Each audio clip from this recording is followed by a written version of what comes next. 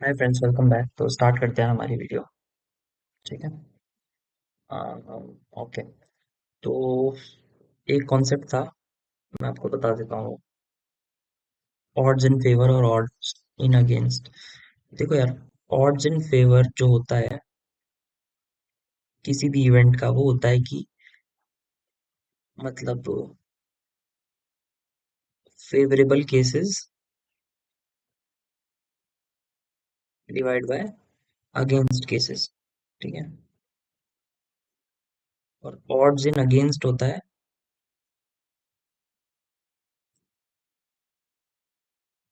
Against cases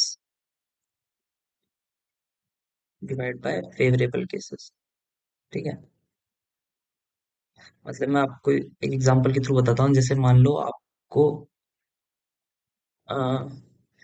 odds in favour दिया हुआ है, probability of odds in favour, नहीं ऑड्स इन फेवर, बस प्रोबेबिलिटी नहीं, ऑड्स इन फेवर दिया हुआ है किसी इवेंट का। Let's say A bye B या ए इज टू बी, तो उस इवेंट की प्रोबेबिलिटी होगी ए अपॉन ए प्लस बी। क्योंकि देखो, उस इवेंट का फेवरेबल केसेस जो होगा वो तो ए ही होगा, बट सैंपल स्पेस तो अगेंस्ट वाले केस भी होंगे प्लस फेवरेबल केस दोनों होंगे ना, तो इसलिए ये प्रोबेबिलिटी होगी उसकी। और ये अगर ऑड्स इन फेवर है तो, और ऑड अगेंस्ट अगर बी बाय ए है तो उसकी प्रोबेबिलिटी क्या होगी? उसकी होगी बी अपॉन ए प्लस बी। ठीक है। क्योंकि उसके फेवरेबल केसेस तो ये होंगे या अगेंस्ट केसेस, बट टोटल तो हमारे ए प्लस बी हो जाएंगे ना। तो वही कॉन्सेप्ट है आपका। ठीक है, तो एक बार इसको देख लो बस, बाकी हम प्रॉब्लम करते हैं तो आप समझ जाओगे। तो कभी इस ये ऑड्स इन फेवर वाले आ जाए तो आप बस, इतना इजी कॉन्सेप्ट है, ज्यादा कुछ नहीं है। ओके, चलिए हम प्रॉब्लम सॉल्व करते हैं। ओके। तो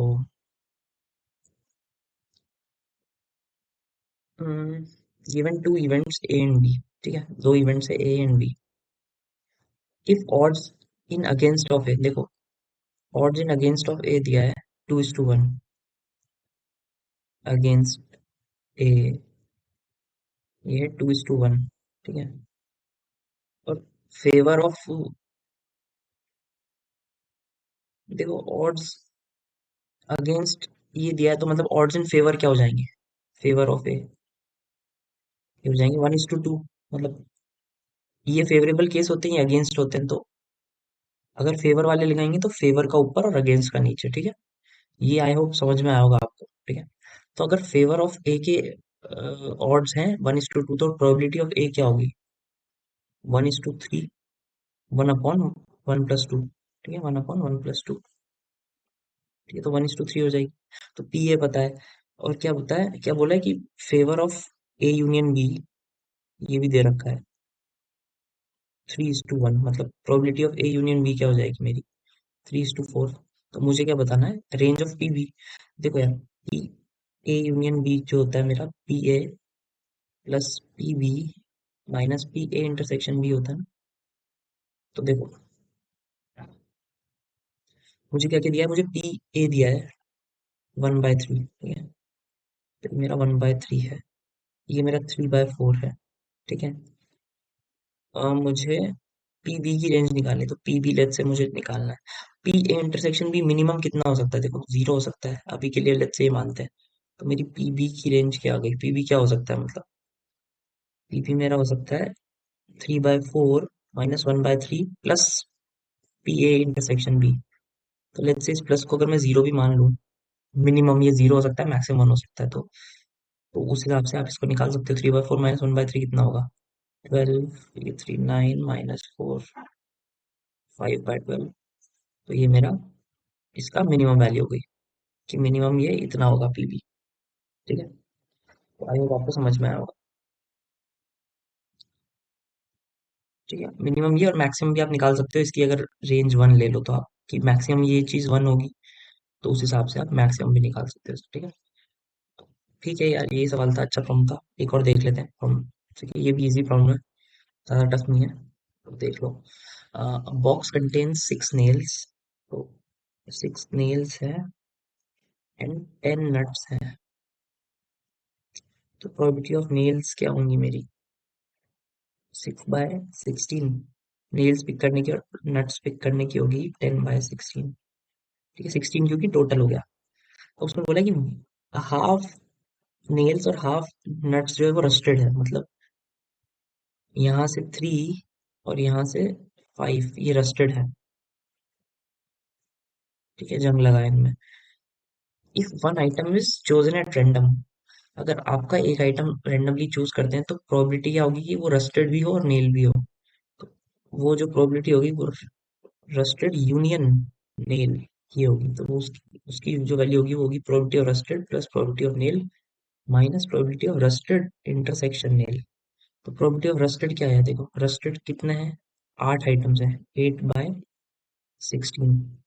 ठीक है, plus probability of nails, nails की प्रोबेबिलिटी क्या थी? 6/16। ठीक है, माइनस रे रस्टी इंटरसेक्शन नेल जो दोनों हो। तो देखो यार, तीन 3/16 होगी है, क्यों होगी? क्योंकि देखो 3 नेल्स ऐसी हैं जो रस्टेड भी हैं और वो नेल्स भी हैं। यही मेरे से मतलब यही मुझे निकालना था। तो ये 3/16 हो जाएगी। ठीक है, आप इसको बाकी दूसरी तरीके से भी कर सकते हो, बट ये आपका हो जाएगा। तो ये यार आंसर जो आएगा मेरा वो आएगा मेरा, इसको सॉल्व करेंगे तो 14 - 3 मतलब 11/16।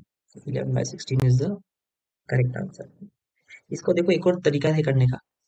देखो मुझे क्या पूछा है कि one item is chosen at random, तो क्या प्रोबेबिलिटी है वो या तो रस्टेड होगा या नेल होगा। तो देखो यार रस्टेड आइटम्स कितने हैं?